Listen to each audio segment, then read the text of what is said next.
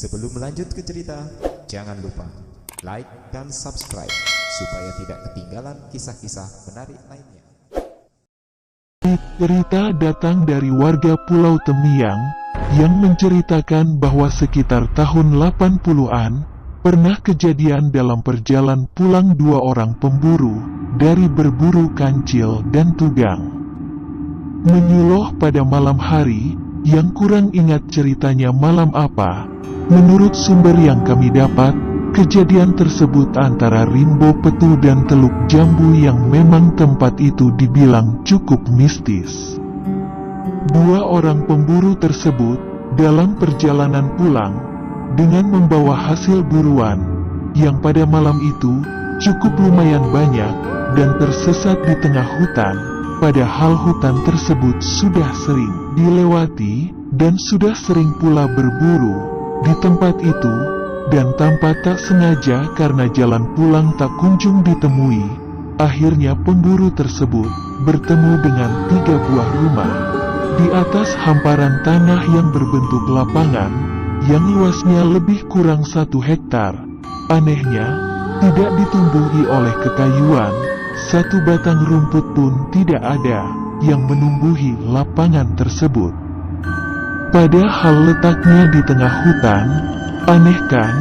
Rasa penasaran pun menjadi-jadi dari kedua orang pemburu tersebut.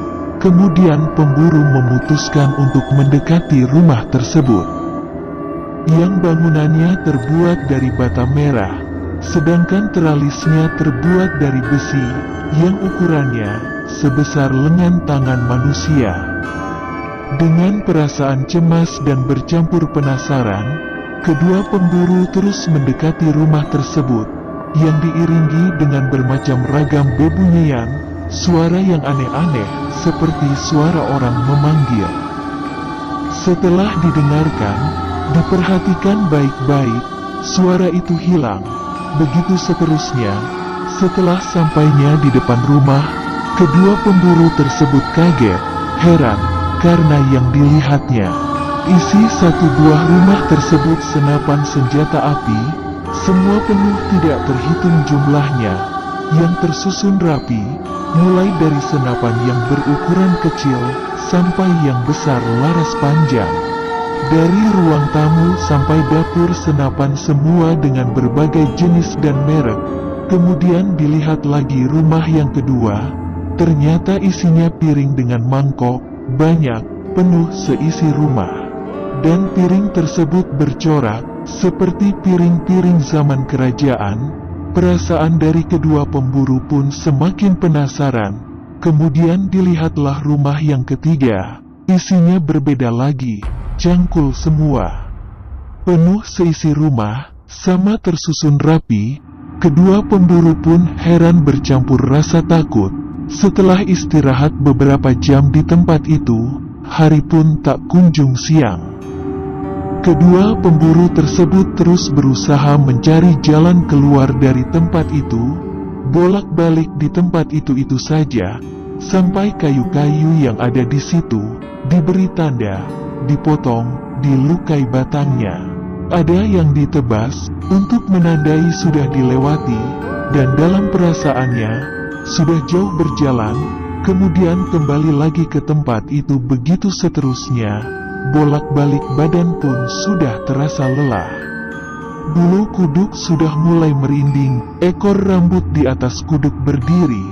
Perasaan takut yang sangat luar biasa saat itu, namun keanehan tidak berhenti sampai di situ.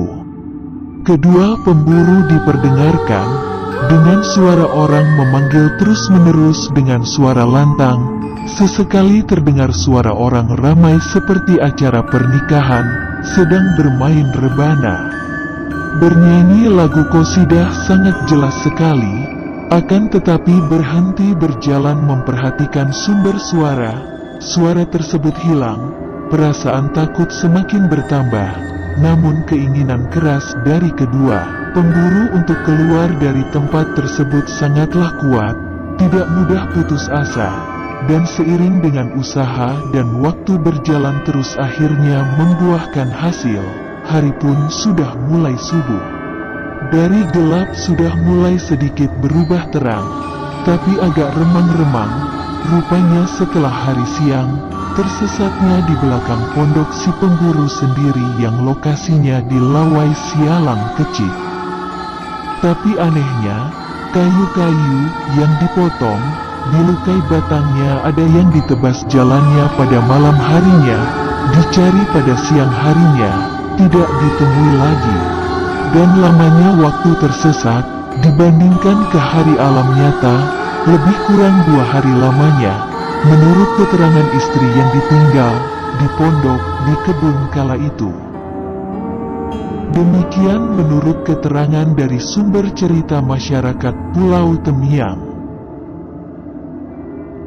Dari cerita tersebut, setelah kami telusuri ke orang yang bersangkutan, karena salah satu dari orang tersebut masih hidup yang tinggal di RT 08 dan RW 03 Pulau Temiang sangat jauh berbeda dari orang-orang yang sebelumnya bercerita kepada kami. Dengan dasar itulah, kami mencoba dan menyusun dalam sebuah cerita, dan inilah cerita yang sesungguhnya dan yang sebenarnya, supaya keasliannya tetap terjaga. Dikarenakan cerita yang didapat dari orang-orang yang pernah kami jumpai sangatlah berbeda dari kenyataannya yang pernah terjadi. Seperti yang dialami oleh saudara Pani dari sumber yang mengalaminya saat itu. Waktu itu kan itu dengan ayah wara. Iya. Jadi tamu kemana kami sesat jadi besulah rumah batu. Rumah Batu jadi berterali batu tuh. Terali ya di dalam tuh yang nampak dari awal senapan tuh tegaan. Sudah tuh pinggan napok lagi, pinggan sadu semacam sadu jadi. Iya. Nah, cuman waktu senapang tuh banyak aja. tidak seko bertegaan. Seko yang nampak. Jadi terali udah nak terali tu. Tak ada bisa kami nak ngambil tu dah. Tak adanya nakal kami. Sekarang kami berkeliling nak masuk tu. Iya, dapat deh bu. Dah dapat akal istilah dia ambil kayu misalnya tarik jam tu kan. Ada akal jam tu kan. Rumah tu batu lah penuh dari apung akak kan. Iya. Batu dah plaster dah rumah. Terus apa nama dia cerita ada nemu apa perumahan tuh dengan pinggan kalau sih. Yang di dalam tuh pinggan nampak pinggan besar dua dah. Udah tuh apa tuh ya senapang tadi. Iya. Nah, kami pas kami nak pergi dari situ. Bakapak kayu gelap galon. Di air subuh kami sampai ke dekat pondok kami ya. Iya. Bisa pagi cari kayu tu sekok dah dusu. Dari subuh ya. Dah dusu. Cerita kepergian waktu nembak sesat lah sampai 2 hari lah. Kalau tu kurangan di rumah nggak merason kan? 2 hari gitu ya. 2 hari. Cuman Miko lah nggak meraso ada sehari. Iya, ada sehari kalau kami. Ada semalam di bawah kan. Iya raso. Cuman orang yang hilang dah 2 hari. Dah 2 hari ya. Berarti sewaktu itu tidak ada meraso lapar, tidak ada ya. Biasa lah.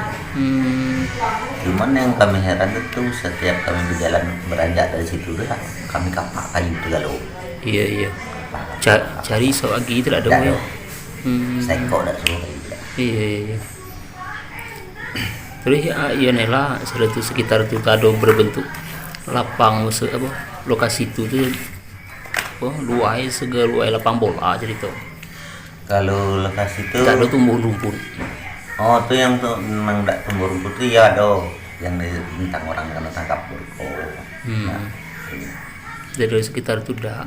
Yang kami tu biasa lalu istilah semak macam tu lah. Rumah macam tu. Mana ada senapang dalam? Ada senapang dalam. Iya. Pinggan tu ada. Iya. Cuma nak ambil itu tidak dapat. Tak bisa. Tak ada akal kami tidak ada rasa. Kalau macam fikir ini kan bisa ada ambil pakai kayu. Misalnya ada kayu. Iya. Tak ada. Kalau bisa buka putah nengok atau tak.